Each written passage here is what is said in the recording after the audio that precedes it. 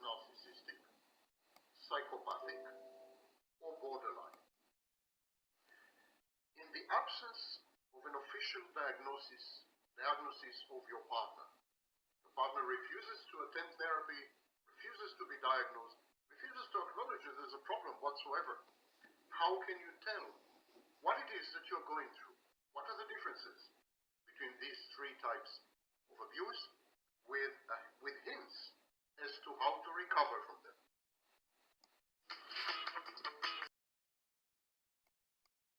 I coined the phrase narcissistic abuse to describe a subtype of abusive behavior that was all-pervasive across multiple areas of life and involved a plethora of behaviors and manipulative or coercive techniques. Narcissistic abuse differed from all other types of abuse in its range, sophistication, duration, versatility, and express and premeditated intention to negate and vitiate the victim's personal autonomy, agency, self-efficacy, and well-being. Yeah, and she was a people pleaser enough to do it. Distinguish narcissistic abuse from psychopathic abuse, and these two from borderline abuse, let me just say that in all these forms of abuse, there is a marginal group, there's a small percentage of sadistic abuse. So he is a sadist. With the piss pot. Some borderline sadists. He's passively aggressively destroyed the bathroom and not rebuilt one. Type of abuse is overlaid with sadistic abuse. Sadistic abuse is the pleasure of inflicting pain and discomfort and humiliation and shame, public shame. Piss pot, anyone? Piss pot wasn't his milady's chamber pot, is it? And now she's got dirt rash. Psychopaths and borderlines. They are not going to discuss sadistic abuse, although scholars are now proposing the construct of dark tetrad. Dark tetrad includes sadism, as well as subclinical narcissism, subclinical psychopathy, Machiavellianism, manipulativeness. So it's probably dark tetrad then. Dark tetrad. And to my proposal of a dark pentagram. So I will not dwell upon these today. Today I will teach you the differences between three types of abuse and how the recovery and the healing from each of these types of abuse is different. So each type of abuse requires a different way to heal and to recover. Let's start with narcissistic. Narcissistic abuse is all-pervasive. In other words, it affects, infects, afflicts every single domain and area of life. It is not limited to any specific aspect or angle or dimension of existence. It is all-consuming. It permeates everything. It informs and it imbues absolutely every circumstance, every decision, every choice, every happenstance. So it's all-pervasive. It's ubiquitous. Point number two, narcissistic abuse is driven by the various phases of the narcissist's shared fantasy. Now, here, I'll make a stop, and I recommend that you watch my videos on the shared fantasy. There's quite a few of them, but the summary is titled 7 Phases of Shared Fantasy.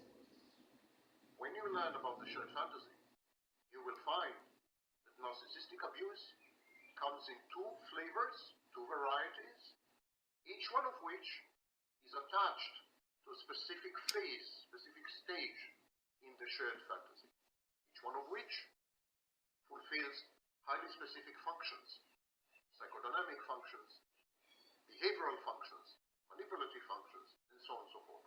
But the narcissist believes his own fantasy. He is immersed in it.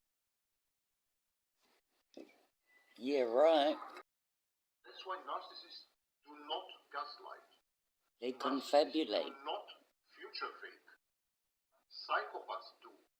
Psychopaths gaslight. Psychopaths future fake. Now this Delulu believes he's going to build You Scotland. narcissists don't do this because, as far as they're concerned, the shared fantasy with the intimate partner is reality. The narcissist doesn't feel that he's lying or gaslighting or future faking. He would stake his life on the veracity of the shared fantasy and on its ultimate fulfillment and manifestation. He is the shared fantasy. He is coextant with it. They are one. The narcissist and his shared fantasy are one and the same. Take away the shared fantasy, the narcissist falls apart. Narcissism is fantasy defense gone awry. Fantasy defense extrapolated and interpolated to the point of consuming the totality of what used to be the narcissist's true self and personality. Narcissism is nothing but fantasy. The narcissist is a creature of dreams. Unfortunately, thwarted, sick dreams, but still he is made 100% of dreams, aspirations, wishes, fantasies. So, the second point in narcissistic abuse, it is functional, instrumental, weaponized, and an integral part of the shared. It's triggered actually by the transitions from in between phases of the shared fantasy. Point number 3, narcissistic abuse aims to negate the victim, to convert her into the idealized internal object that represents her in the narcissist's mind.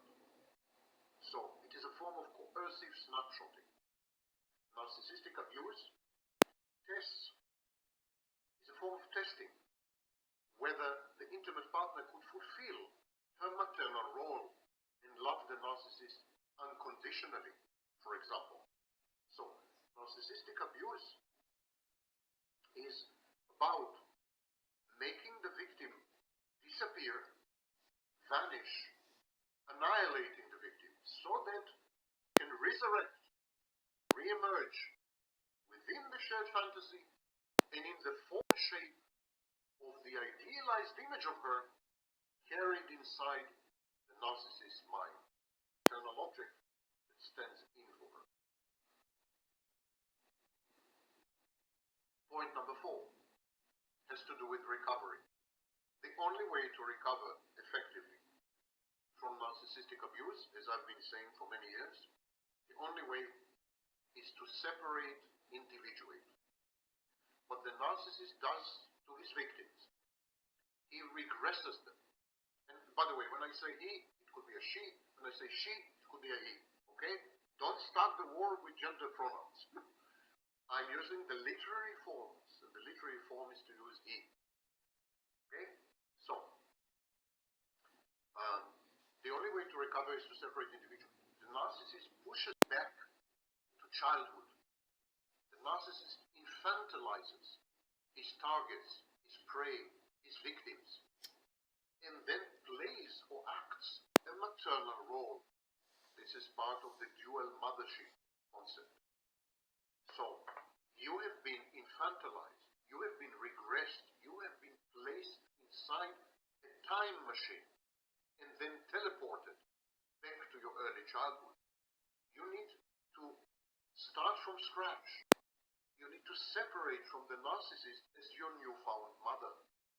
And then you need to become a person. You need to acquire personhood by redeveloping a constellated self, resuscitating your ego and ego functions which you have relegated to the narcissist during the shared fantasy, and thus becoming an individual with autonomy, with agency, and with self-efficacy. How to do this exactly? I have a playlist on my YouTube channel titled Healing and Recovery from Narcissistic Abuse. There are quite a few videos there which describe the minutiae and details of how to accomplish this separation individually. As the abuse is ubiquitous. all pervasive. Psychopathic abuse is exactly the opposite. It is domain specific. So psychopathic abuse will... Well, I'm not a psychiatrist, am I? But with sex, he seemed... I suppose he could or with access, be with a comorbid. luxurious lifestyle. In short, it will be domain specific. Psychopathic abuse manifests... I think he's so low functioning, he really is a semantic borderline, and the whole cult thing is borderline. To convince other people... He's just a sadist... No, sorry, narcissist. He's just a sadistic narcissist, so he seems a bit psychopathic. So he clumps the stove around the room, then thinks, oh, it might not fit through the door, so he's not going to get it out of there on his own, but a friend's going to help him get out.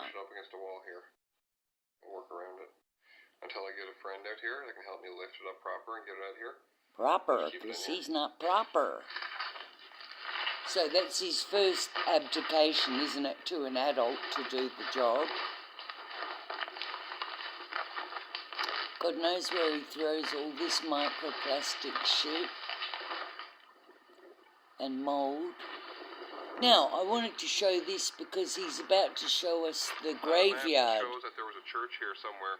How great it is on the island, and how many families, because here's the graveyard. Like this, shouldn't Kelly be trying to find out how many of those graves are women who died in childbirth? There's over 200 families living out here, apparently. And having a graveyard right there is an obvious sign of that. Can any of you historians out there look up the Newfoundland St. John Island records and email Kelly the amount of women who've died in childbirth on that goddamn island? Thank you.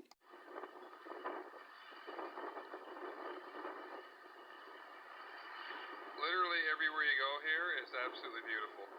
Look at this. What a place to call home. Oh my God, so lucky. I can't watch it, the lip. I can see blueberries starting. They're not quite in yet, but there's going to be a lot of blueberries out here. I'm also seeing bunchberries, raspberries. So he's already grabbing the lollies out of the bag, isn't he?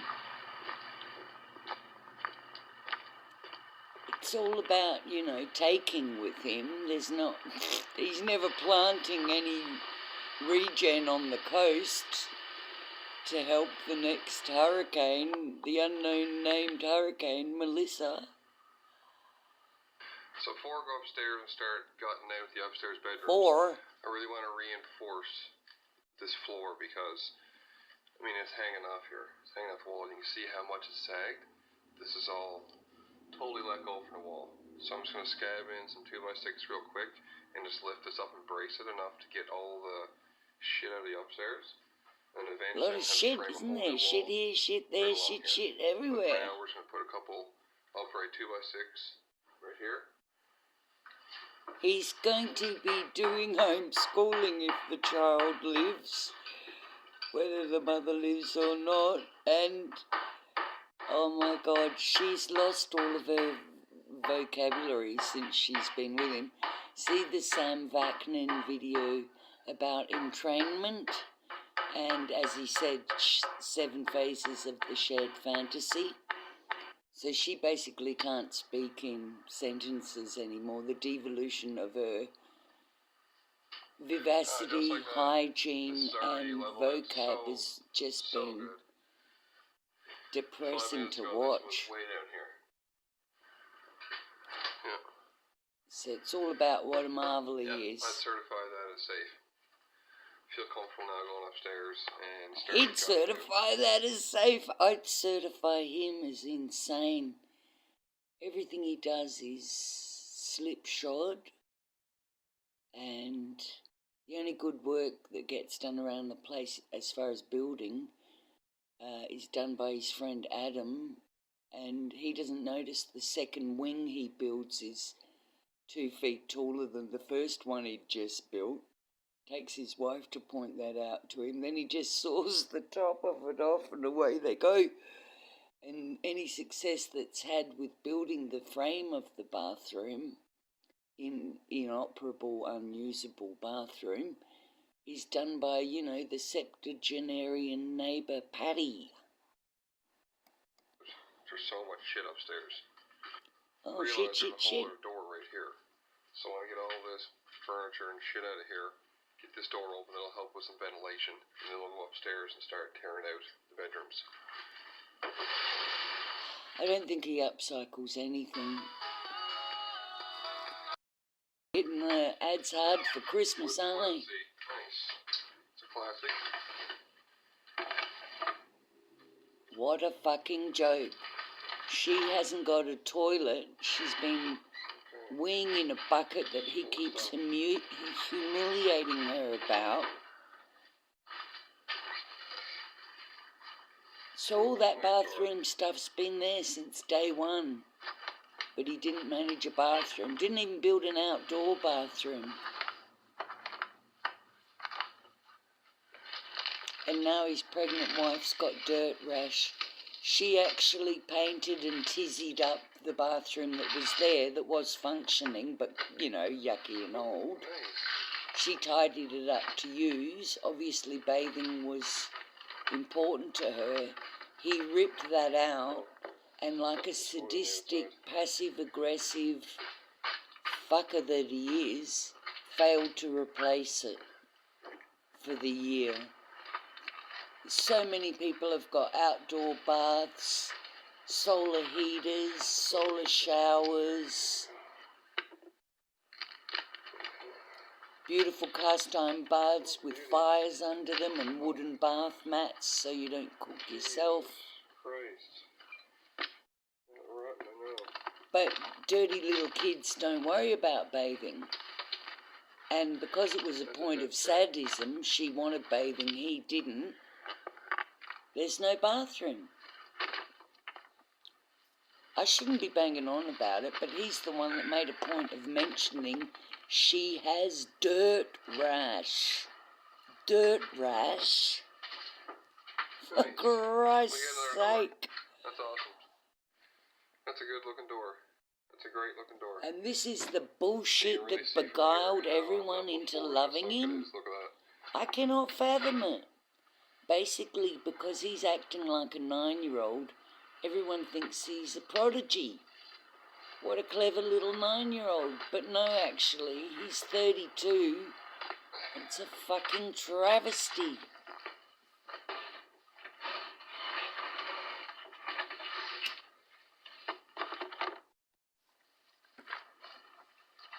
Do we ever see any of that come back in? No. Look at all this. This isn't even stuff that I took out of the house, it's just here. That's the new bathroom cabinet. We don't see him take the toilet seat. What a fucking joke. I can't even be bothered watching this wanker do this. I'm going to cut to where she arrives. Let's not forget, he only gets a female partner to look normal and increase his audience. To not look sad. They're on his own. And to put her to work and to fucking terrorise her. So he's pulling all the, fair enough. That's literally the clapboard on the outside of the house. Revolting panelling off. But then he and the wife freeze up there for the first year, she assures us. So he doesn't line it with anything and doesn't insulate it. Oh, that's nice. Do not understand this dude at all. So he finds that the floor's sunk and the wall's not connected to the floor. So he, he's taking that, he's delusional. So here he finds, look, a holder outside. Alright. And at that point, he just gives up. He bangs his head on the light. It's really stuffy in this cabinet, as you can imagine. He just gives up and he's going to go downstairs and do some gardening. And let's have a little look. Outside the window. And you can tell at one point there was a nice flat spot here, but it's all grown in now with all these trembling aspens and all this undergrowth. So for no actual reason other than he's a petulant little kid, suddenly he's outside cutting down trees. He didn't really assess the damage and keep on with the job at hand. He's got, a goldfish attention span.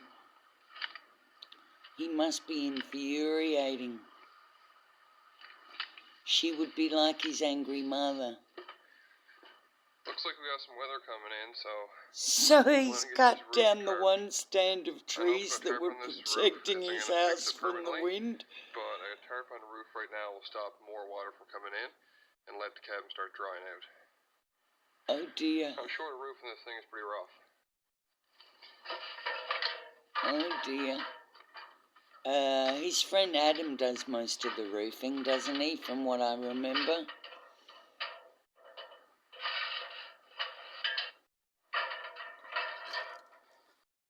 Of his raised earth policy, and is that, the bit of privacy for the neighbours? Sure.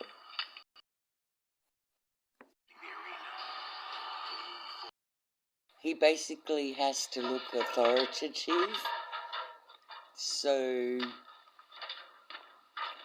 he's now going to climb the long ladder holding a selfie stick. He doesn't attach the ladder at all at the top or anchor the bottom. He's just going to climb up the ladder with the selfie stick. And then sure, he's a little mountain goat. He gets over the top. But he doesn't see us getting down, does he?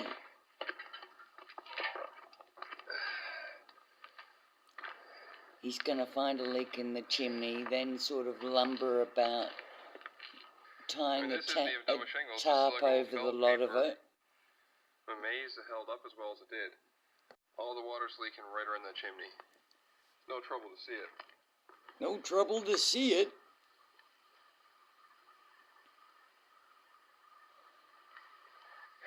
Well, that's an easy enough fix.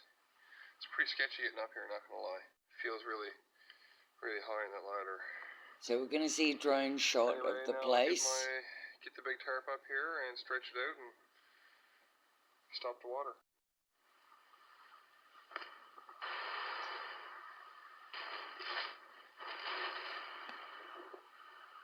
Oh, I can't do it.